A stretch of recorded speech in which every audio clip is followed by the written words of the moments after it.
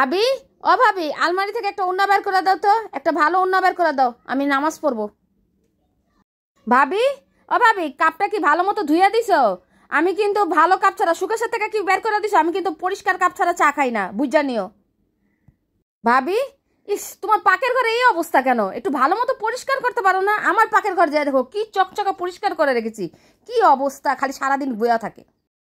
বারান্দার গ্রিলের এই অবস্থা কেন? ইস রে, একটু ভালো মতো গ্রিলটা মুছতে পারো না?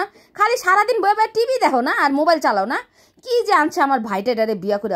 ভাবি, বাথরুমে যাওয়ার আগে একটা কথা কইলি, দাঁড়াও। বাথরুমকে ভালো মতো পরিষ্কার করছো? আমি কিন্তু নোংরা বাথরুমে যাই না। আমি কইয়া দিলাম, আমার বাথরুম কিন্তু অনেক পরিষ্কার। তোমার বাথরুম পরিষ্কার করছো? কও। লা লা লা লা, পর্দাটা এত সুন্দর, হে, পর্দাটা কাইসটা বানায় থুয়ে দিছে। ভাবি, তুমি কি পর্দাও ধুতে পারো না? খালি মোবাইল টিপো সারাদিন। কি লেগে যে আমার ভাইটারে বিয়া করে আনছে এই খাচ্চর মহিলাটারে, ছি।